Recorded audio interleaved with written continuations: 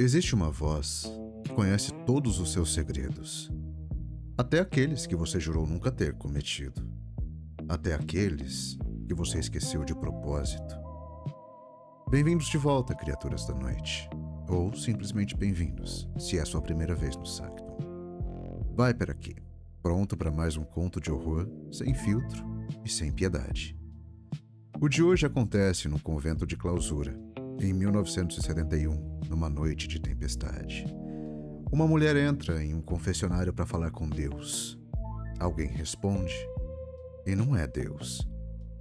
Fica até o fim, e a próxima vez que o silêncio de uma igreja te engolir, você vai perguntar quem mais está ali, ouvindo.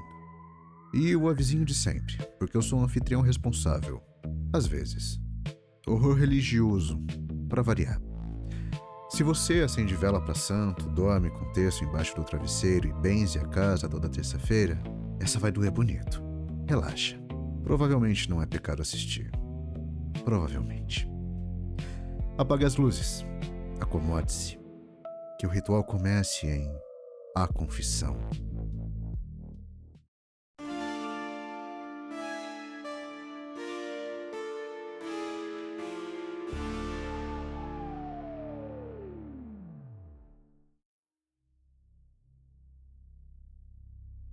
Trecho do relatório encaminhado à Cúria Metropolitana de Belo Horizonte, datado de 14 de março de 1971.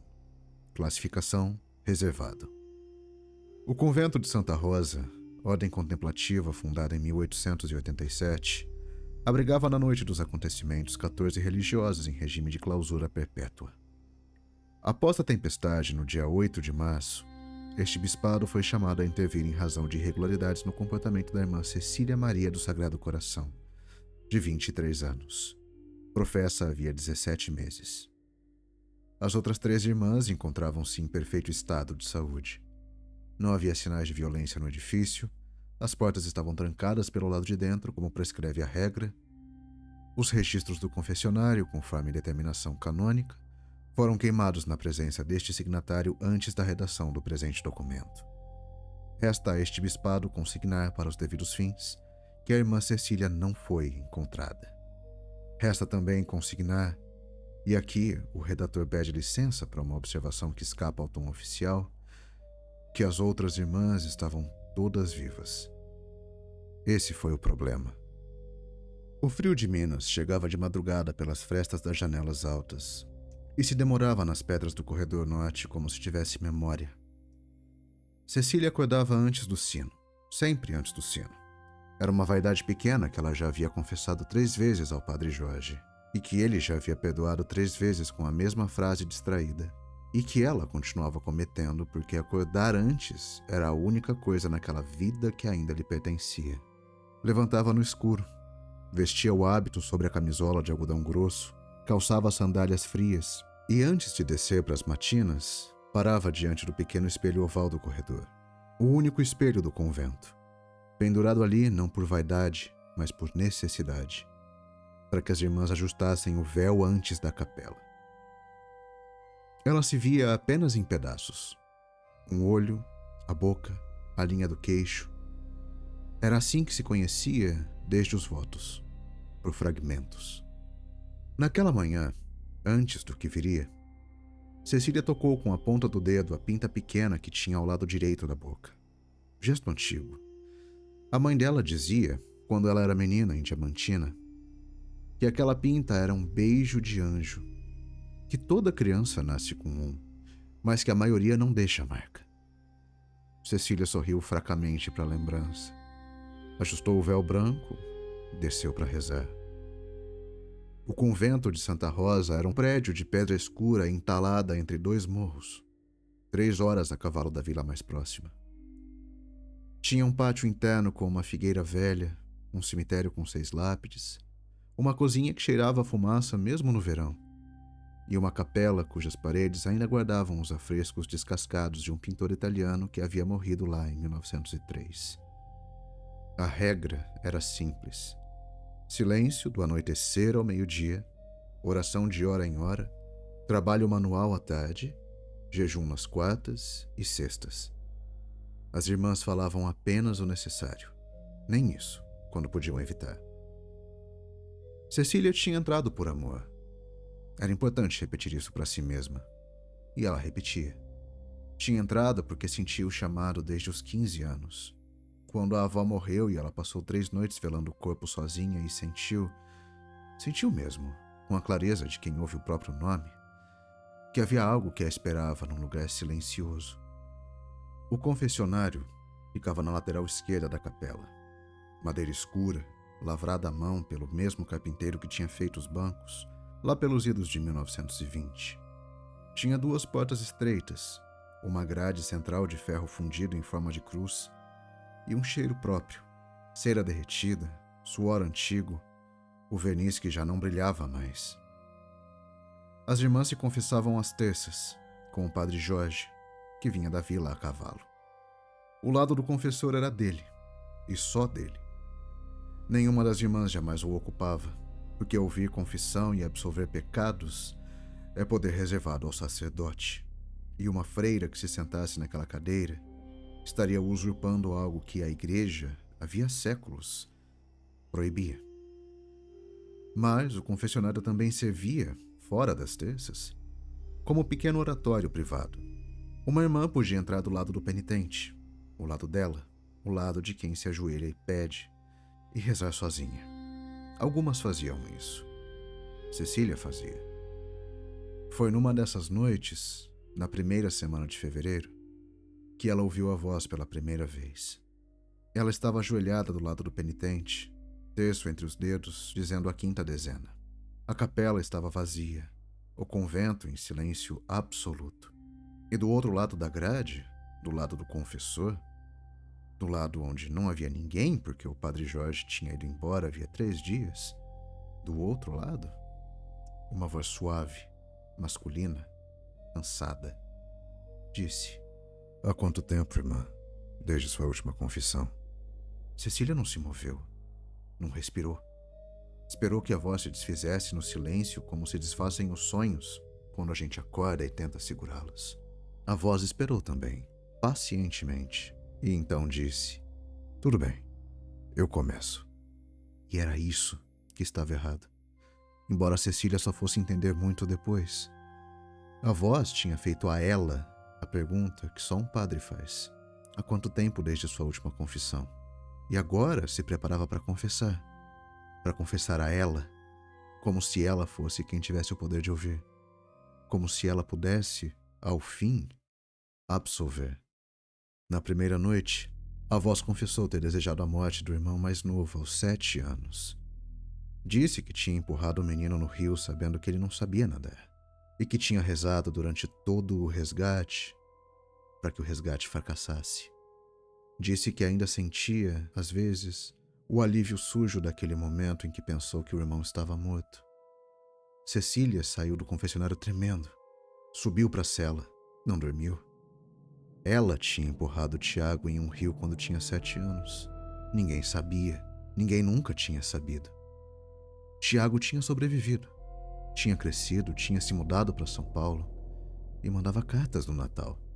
Mas Cecília tinha rezado para que ele morresse na água.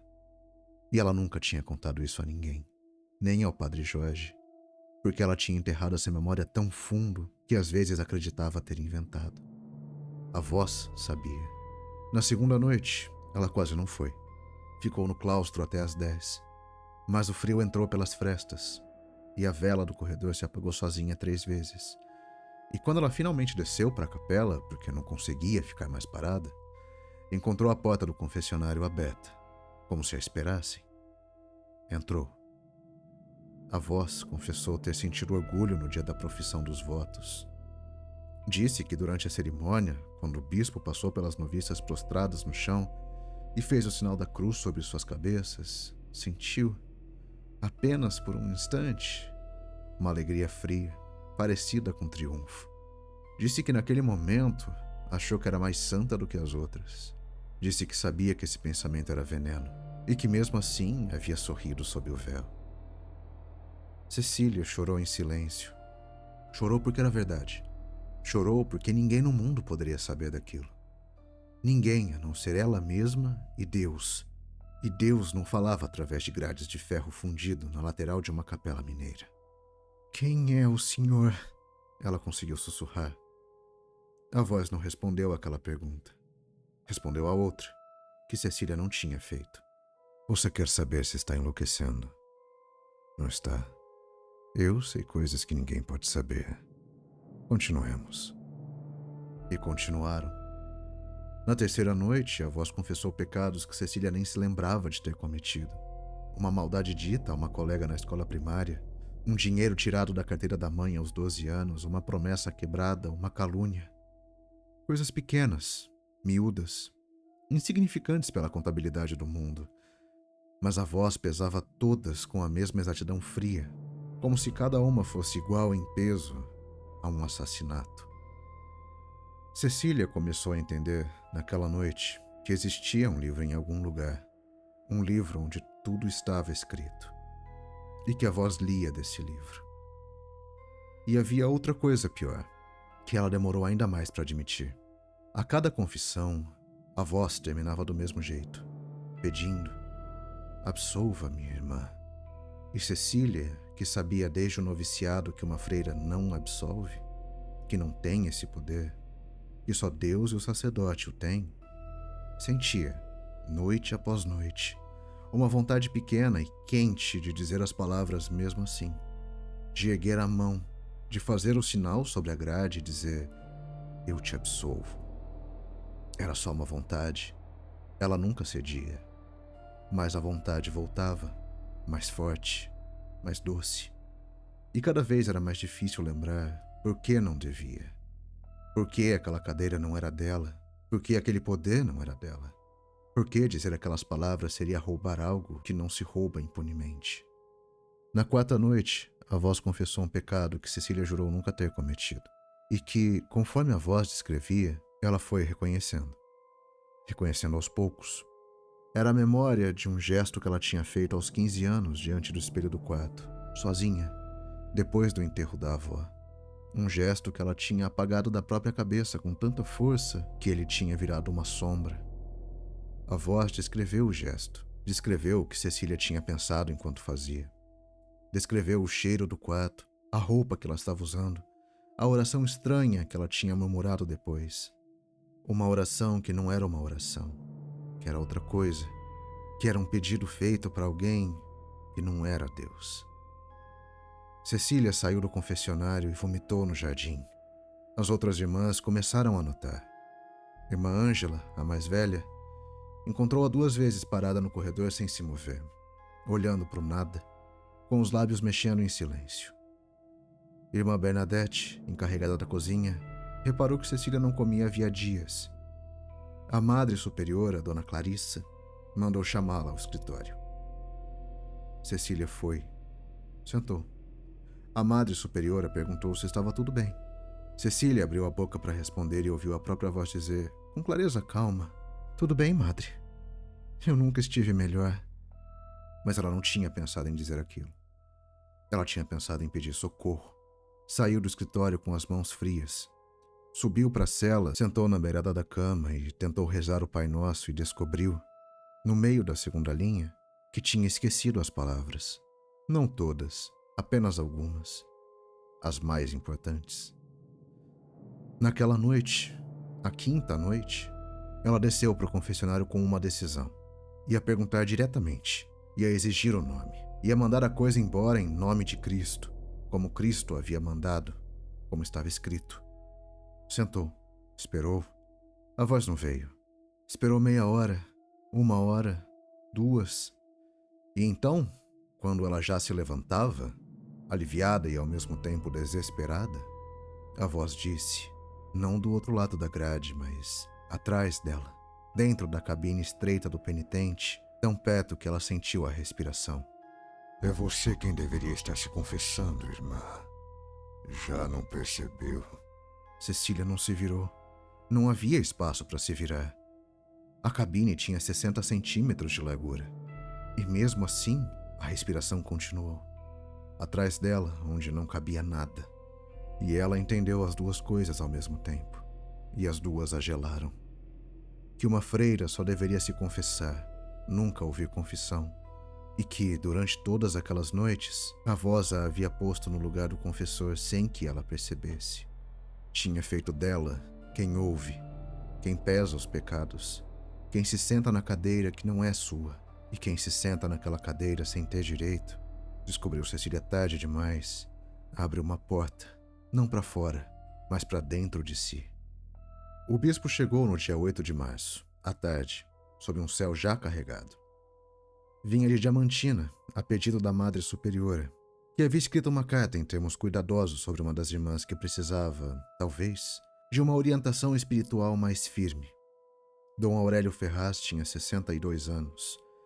Era um homem cético por temperamento e crente por ofício, e tinha visto coisas na vida que o haviam ensinado a não descartar nada, mas também a não acreditar em quase nada antes do tempo. Chegou cansado da estrada. Foi recebido na sala de visitas. Ouviu a Madre Superiora pelo espaço de 1 hora. Ouviu, depois, a irmã Ângela e a irmã Bernadette. Pediu para ver Cecília. Cecília entrou na sala com as mãos cruzadas sobre o escapulário. Estava magra, tinha olheiras roxas que iam quase até o meio do rosto. Os lábios estavam rachados e havia um corte fino no canto da boca, ao lado da pinta, como se ela tivesse mordido o lugar repetidamente sem perceber. Sentou diante do bispo. Ele perguntou seu nome. Ela disse o nome. Ele perguntou se sabia por que ele tinha vindo. Ela disse que sabia. Ele perguntou se ela queria se confessar. Cecília hesitou, e então disse que sim. Foram juntos para a capela. A tempestade tinha começado lá fora. Vento primeiro, depois a chuva pesada de Minas, depois os trovões que faziam as pedras do convento vibrarem por dentro, como se o prédio fosse um sino. As velas tremeram. 2 se apagaram. A luz elétrica do convento, que vinha de um gerador antigo no porão, falhou às 7 da noite e não voltou. O bispo acendeu mais velas, entrou no lado do confessor, e era a primeira vez em todas aquelas semanas que alguém com autoridade verdadeira se sentava ali, não uma freira posta no lugar errado, não uma voz que usurpava, um bispo, ordenado, com poder real de ouvir e de absolver. Cecília entrou no lado do penitente. Houve um silêncio longo. Lá fora, a chuva. O bispo esperou. Era seu trabalho esperar. Quando Cecília falou, a voz que saiu da boca dela não era a voz dela. Era uma voz suave, masculina, cansada. Uma voz que conhecia o bispo, que conhecia o nome do bispo de batismo e o nome da mãe do bispo, e o pecado que o bispo havia cometido em 1937, num quarto de pensão em Ouro Preto, e o nome da mulher daquela noite, e a frase exata que ele havia dito a ela, e o gesto que ele havia feito ao sair, e a oração que ele havia murmurado 3 meses depois, pedindo que aquilo nunca, nunca, nunca fosse sabido por ninguém. A voz disse: Há quanto tempo, meu filho, desde sua última confissão? Dom Aurélio agarrou o crucifixo no peito com tanta força que o metal cortou a palma da mão. Começou a rezar o ritual de exorcismo de cor, o ritual antigo, o de 1614, que ele havia aprendido no seminário e nunca tinha usado em 40 anos de sacerdócio. Rezou em latim, com a boca seca, com a voz tremendo. A voz do outro lado da grade riu, baixinho, quase com ternura. Eu não vim por você ainda, disse a voz. Eu vim me despedir dela. Você é só o caminho de volta. E foi então que Dom Aurélio cometeu o erro. Apenas um, pequeno, insignificante. Ele olhou pela fresta da grade para tentar ver o rosto de Cecília. E viu. Viu o perfil dela à luz de vela. Viu o queixo trêmulo. Viu o canto da boca com o corte recente. Viu a pinta. E pensou... Não pôde evitar. Pensou antes de poder não pensar. Que ela era jovem.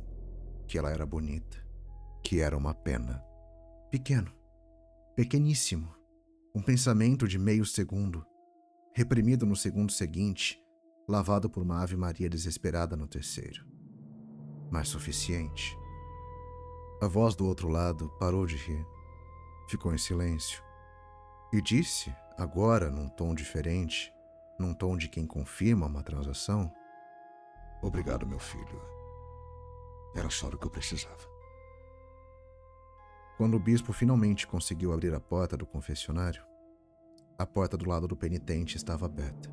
Estava lá, não estava na capela, não estava no convento. A tempestade durou até de manhã.